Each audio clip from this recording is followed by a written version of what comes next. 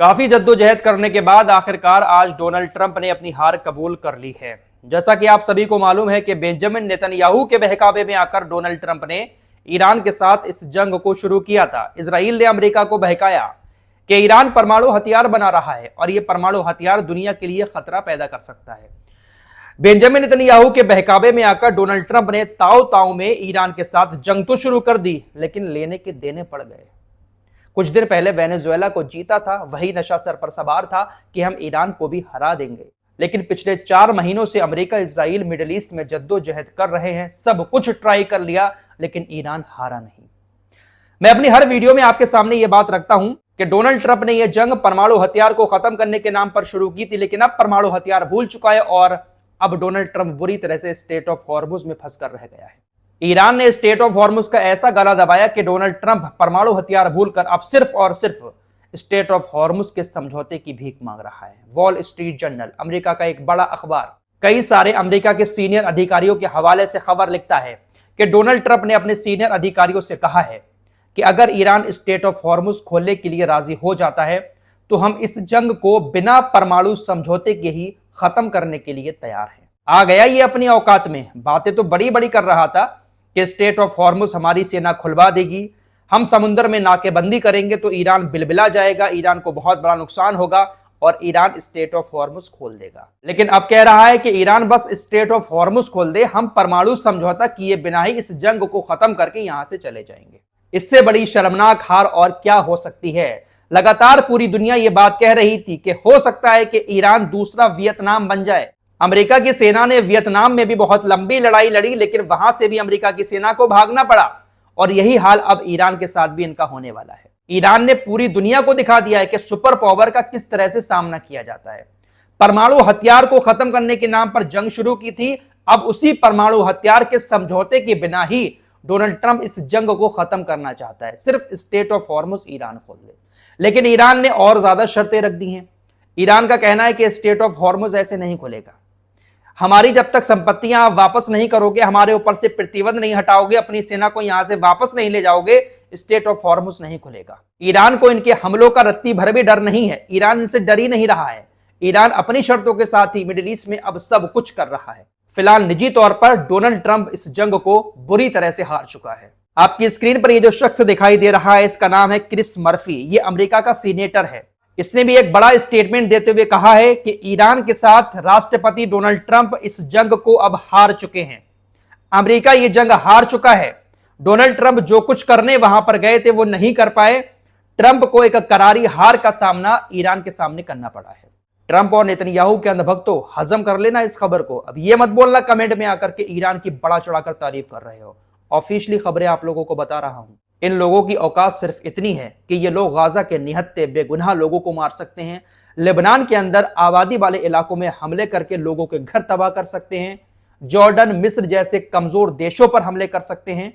लेकिन ईरान जैसा देश जब इनके सामने आया तो इन लोगों की ताकत का अच्छे से पूरी दुनिया को अंदाजा हो गया है। फिलहाल गाजा की खबर भी आप लोगों को बताऊंगा। बेंजामिन नेतन्याहू वहां अब क्या कर रहा है, ये अपडेट भी आपको जानना बहुत ज्यादा जरूरी है। लेकिन पहले हूतीज की बात कर लेते हैं। सऊदी अरब और हूतीज के बीच जो जंग चल रही है, आपको पहले भी बता चुका हूं, ये बात आप अच्छे से जान चुके होंगे कि यमन के 2 हिस्से हैं।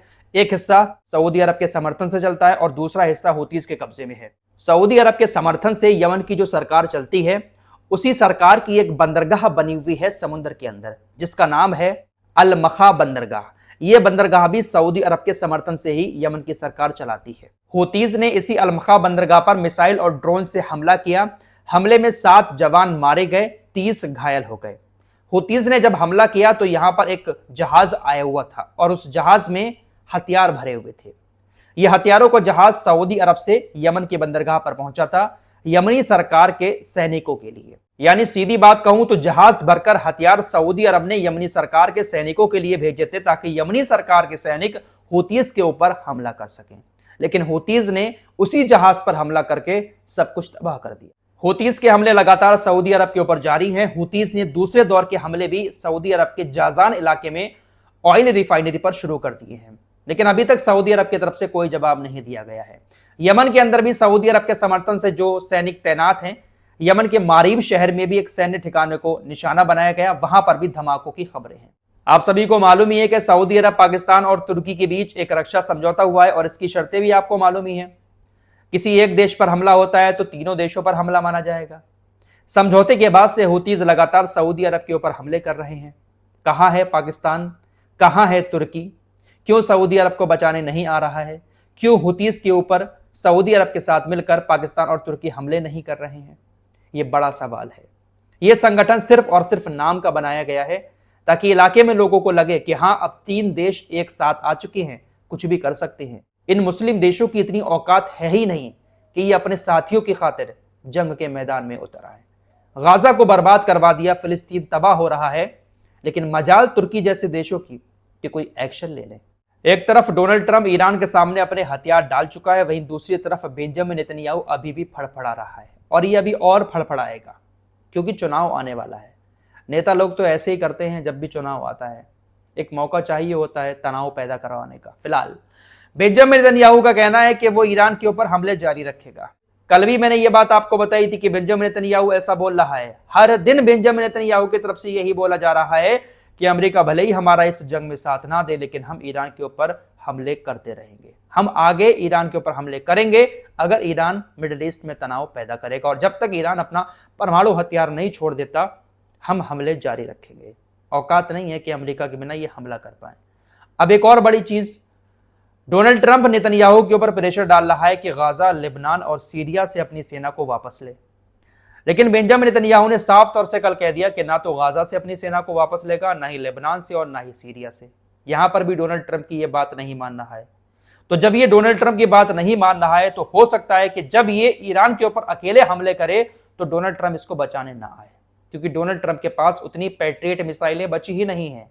बहुत बुरी हालत हो चुकी है इसकी, लेकिन ये सिर्फ अभी इसलिए बिलबिला रहा है नेतन्याहू क्योंकि चुनाव आने वाला है और चुनाव से पहले एक बार ये तनाव पैदा जरूर करेगा। और गाजा में इसने तनाव पैदा कर दिया है। यहां पर डोनाल्ड ट्रंप की बात नहीं मान रहा है, सेना को वापस नहीं ले रहा है। वहीं गाजा के अंदर जो शांति प्रस्ताव डोनाल्ड ट्रंप की तरफ से लाया गया था, पिछले हफ्ते इसके बारे में मैंने आपको बताया था कि हमास अपने हथियार डालने को तैयार हो चुका है। डोनाल्ड ट्रंप ने गाजा के लिए जो प्लान बनाया था वो अब गाजा के अंदर लागू हो जाएगा, लेकिन एक बार फिर से बेंजामिन नेतन्याहू ने उस प्लान को मानने से इनकार कर दिया है। बेंजामिन नेतन्याहू का कहना है कि जब तक हमास पूरी तरह से निहत्ता नहीं हो जाता, पूरी तरह से गाजा को छोड़कर नहीं चला जाता और गाजा में एक नई सेना जब तक तैनात नहीं हो जाती, हमारी सेना गाजा से पीछे नहीं हटेगी। बेंजामिन नेतन्याहू की शर्त यह है कि हमास गाजा छोड़कर चला जाए, यहां पर एक नया प्रशासन गाजा के कमान संभाल ले और जो सुरक्षा है पूरे गाजा की वो इजराइल के कब्जे में रहे। जैसे इजराइल मस्जिद अक्सा के आसपास सुरक्षा रखता है, पूरे फिलिस्तीन के इलाकों में इजराइल की ही पुलिस तैनात रहती है, इसी तरह से गाजा पर भी इजराइल कब्जा करना चाहता है। नेतन्याहू इन शर्तों पर अड़ा हुआ है। इसी के चलते हुए ट्रंप का जो प्लान था वो रिजेक्ट कर दिया गया है। तो हो सकता है कि ट्रंप यहां से भी नेतन्याहू से दूरी बना ले, क्योंकि नेतन्याहू ट्रंप की कोई बात मान ही नहीं रहा है। अच्छा, काफी सारे लोगों के दिमाग में एक सवाल आता होगा कि अमेरिका तो सुपर पावर देश है, डोनाल्ड ट्रंप हर किसी को धमकी दे देता है, लेकिन नेतन्याहू इसकी कोई बात नहीं मानता है। ट्रंप नेतन्याहू से कुछ क्यों नहीं कहता, इसको धमकी क्यों नहीं देता? एपस्टीन का नाम तो आपने सुना ही होगा। डोनाल्ड ट्रंप की जो हरकतें हैं शायद इन्हीं की मुट्ठी में है, इसीलिए डोनाल्ड ट्रंप इनसे दबा हुआ है। फिलहाल इन दोनों नेताओं की हालत ईरान ने बहुत ज्यादा पतली कर दी है और इनके सर पर जो सुपर पावर होने का नशा था वो ईरान उतार चुका है। अब दुनिया इनसे नहीं डरती है। इनके जो अंधभक्त हैं बहुत इनका गुणगान करते थे, पूरी दुनिया की मीडिया छाती पीट पीट कर इनका गुणगान करती थी। अब मीडिया के भी तेवर बदल चुके हैं। गोदी मीडिया भी अब ईरान की ही तारीफ करने लगा है कि ईरान ने इनको झुका दिया।